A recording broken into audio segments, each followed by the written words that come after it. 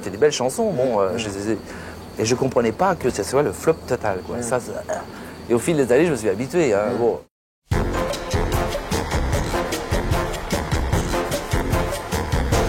Richard de Witt, bonsoir. Bonsoir. Alors tu es le Riton du groupe Il était une fois.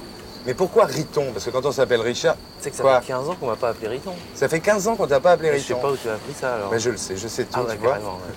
Tu es le batteur de Il était une fois. J'étais le batteur. Tu étais le batteur, oui. Alors cette chanson est sortie en quelle année?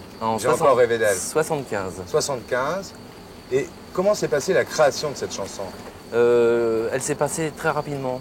C'est une des musiques que j'ai mis le moins de temps à composer. J'ai dû mettre 1 heure ou quelque chose comme ça. Et puis le texte est venu aussi très vite. C'est Serge Collen qui faisait tous les textes sur un coin de table, boum, crac. Tu te souviens dans quelles circonstances tu l'as écrite, la musique? Je me souviens de l'endroit où je l'ai faite, ouais. C'était à l'époque, j'habitais un petit studio à Courbevoie et dans le placard à balai, j'avais aménagé un petit studio d'enregistrement, quoi, avec des cartons à eux et tout ça. Et je l'ai composé là une nuit comme ça. Ouais, c'est tombé du ciel, quoi. Mais tu savais en l'écrivant, tu avais le sentiment que tu avais fait un truc bien ou que c'était une chanson de plus pour toi? C'était trop lyrique. Et en plus, quand l'album est sorti avec cette chanson dans le tas, la maison de disques et nous-mêmes, on pensait que c'était pas un tube parce qu'il n'y avait pas de refrain, c'était pas poète-poète. C'était trop lyrique. Personne n'y croyait en fait quand c'est sorti. Effectivement, alors l'album est sorti comme ça, avec une autre chanson en promotion en numéro 1 sur l'album. Et c'est les médias qui nous ont dit, mais vous êtes fous là, vous avez une chanson tube 10 fois plus forte que... Voilà, et puis on a recommencé la promotion sur J'ai encore rêvé d'elle. Et c'est vrai qu'entre vous, vous l'appeliez J'ai encore des bretzels? Je ne crois pas. C'est vrai? Oui. Alors il y avait Rien qu'un ciel, c'était Rien qu'un steak. Ouais. Viens faire un tour sous l'ampli, au lieu de Viens faire un tour sous la pluie. C'est le cas de le dire, etc. ce soir. etc. Alors, Il était une fois, c'était 5 garçons. 5 garçons et une fille, bien sûr. Et une fille, mais d'abord les 5 garçons, c'était quoi? Vous jouiez avec Paul Naref, c'est ça, non? C'est-à-dire Serge, qui était le parolier du groupe, lui et moi, on est des amis d'enfance, on s'est connus à l'âge de 5 ans. On a commencé à faire de la musique à l'âge de 15 ans environ dans les premiers groupes. On s'est appelé tour à tour les Beatles. Les Beatles? Ah ouais, P-I-T-E-L-S. Parce que les Français disaient toujours les Beatles. On faisait que du Beatles. Moi, je me souviens qu'à l'époque, je me défrisais les cheveux, je mettais des bagues pour ressembler à Ringo. Et ensuite, on a changé de nom, on a fait les Rhythm and Blues, on s'est appelé les Jelly Roll. On a toujours été ensemble tous les deux. On a accompagné un tas de gens, on a été avec Trenet, avec Henri Salvador, avec Paul Naref pendant 2 ans et demi. Et puis, parallèlement à ça, on a fait plein de groupes qui ont changé de nom très souvent. Et puis, un jour, on a décidé de faire un dernier groupe. On avait arrêté Paul Naref parce qu'il était malade, bon. Et puis, on s'est dit, bon, on verra bien, quoi. C'était le groupe de la dernière chance, absolument. alors. Moi, j'en avais un peu ras-le-bol, quoi. Et Joël, comment vous l'avez rencontré? Alors Joël, c'était à l'époque où Serge et moi, on accompagnait Paul Naref, donc Michel donnait un gala à Port-Grimaud ce jour-là. Il nous avait prêté sa Mustang blanche décapotable et on était parti faire en vadrouille sur le port de Saint-Trope. Et puis à la terrasse du Gorille, parmi les clients, il y avait Joël et sa sœur qui étaient là. Elles étaient toutes jeunes tous les deux. Et puis bon, on s'est assis à côté. Voilà, c'est ça, voilà. On draguait carrément. Et puis Serge et Joël, donc, ont sympathisé plus que... Voilà, et ils sont partis, et voilà, et l'histoire a commencé ici. Et alors, comment s'est terminé tout ça? Un jour, c'est vrai que c'est la rupture entre Serge et Joël qui a commencé à fissurer le groupe. C'est pas vraiment ça, c'est-à-dire on tournait énormément. On avait en moyenne, à partir de 75, 76 jusqu'à la fin, genre 200 galas par an, quoi, tournée sur tournée, c'était... Bon, on rentrait à Paris, on avait juste le temps de faire des photos, des télés, de recomposer de nouvelles chansons et on était 24 heures sur 24 ensemble, quoi. Et puis, on était quelques-uns dans le groupe à avoir envie de faire autre chose un petit peu, quoi, se prendre genre une année sabbatique, quoi, bon. Puis le manque d'intelligence de certains, quoi.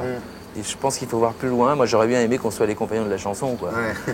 Que en 2020, on soit encore là. Enfin, j'exagère un peu, mais... Et puis, c'était plus possible, quoi. Il y avait trop de dissensions entre nous et il y en avait qui avaient envie de faire du rock'n'roll, d'autres qui avaient envie de chanter seuls, d'autres bon. Et c'est un peu compréhensible. Et à un moment, vous êtes tous partis vers des carrières solo, c'est ça? Absolument. Toi aussi? Bah oui, moi depuis 80, j'ai fait tout de suite un album qui est sorti, qui a eu, comme on dit, un succès d'estime, qui a bien marché au Québec, mais enfin en France, ça n'a pas été le pied. En quelle année ça s'est arrêté, Il était une fois?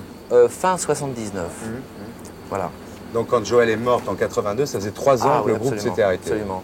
Ça fait 10 ans qu'elle est morte d'un arrêt cardiaque, Absolument, ouais. dû à une overdose. Est-ce que toi, tu savais ça? Tu savais qu'elle se défonçait? Non. Parce que... À l'époque où elle était avec vous, tu n'avais jamais eu ce sentiment? Non, bon, les pétards, les trucs comme ça, mais bon, sincèrement, je ne savais pas. Et puis pendant les 3 ans avant sa mort, moi, on avait très peu de rapports. On se téléphonait très peu, c'est dommage d'ailleurs. On regrette toujours après. Tu étais où quand tu as appris ça? J'étais chez moi. Et c'est, je peux le citer, c'était Europe 1 qui m'a appelé un matin en me disant, écoutez, voilà, on a une information, faut qu'on nous la confirme, mais si on vous appelle vers 13h pendant Europe midi, pardon, c'est que la nouvelle est confirmée, malheureusement. Et il m'explique le truc, alors là, je suis tombé par terre. C'est un choc terrible. Quoi. Et ils m'ont rappelé, malheureusement, à 13h. Ça fait très bizarre. Est-ce que tu as souffert de ce changement de situation, c'est-à-dire de passer d'une staritude absolument totale à une espèce d'anonymat amélioré, quoi? Au tout début, oui, parce qu'on ne s'imagine pas.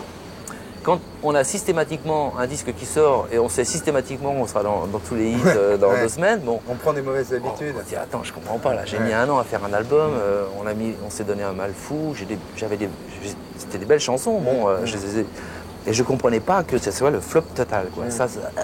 Et au fil des années, je me suis habitué. Hein. Bon, je me suis débrouillé, j'ai fait d'autres choses. J'ai fait des chansons pour enfants, des disques, des indicatifs pour la télé, des chœurs. Oui, vraiment. Parce que je diversifie mes activités, je fais un tas de choses. Est-ce que tu crois qu'il était une fois aurait pu être un grand groupe? Oui. Ça a été un grand groupe. Oui, est-ce que tu crois que ça aurait pu être un très grand groupe? Si on avait gardé le même état d'esprit que dans les 5 premières années, oui, absolument. Il y avait quelque chose. Ah oui, il y avait une magie, un truc, on se comprenait tout de suite, on arrivait en studio, je sais pas, enfin c'était... on avait la foi, déjà c'est pour ça qu'on s'appelait Il était une fois, mais bon... Il y avait un feeling, quoi. Ouais, puis ça s'est un peu dégradé, bon... Tu regrettes? Ah bah oui, c'est sûr. Tu crois que tu es passé à côté d'un truc énorme? Non, c'est même pas ça, c'est que c'est ma plus belle aventure de musicien. Il était une fois, toute ma vie musicien, ça fait un paquet d'années que je fais ça. C'est vrai que bon, c'est quelque chose d'exceptionnel. J'ai 46 ans. Ça te fait pas chier, disons, cruellement, mais disons d'avoir ton avenir derrière toi? Non. non, parce que c'est des choses que j'ai faites. Je ne l'ai pas derrière moi, il est avec moi toujours. Hein. Et puis c'est pas fini, hein, je suis pas encore gâteau, je pense pas. T'as pas l'air. Hein. Bon, alors...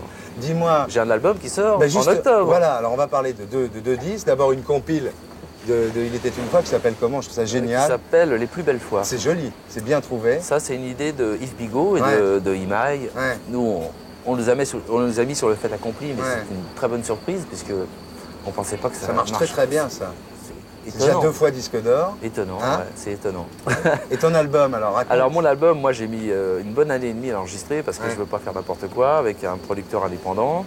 Ça va sortir, on a retardé un peu la sortie à cause d'Il était une fois et ça sortira en octobre. Puis on verra bien, quoi, je veux dire.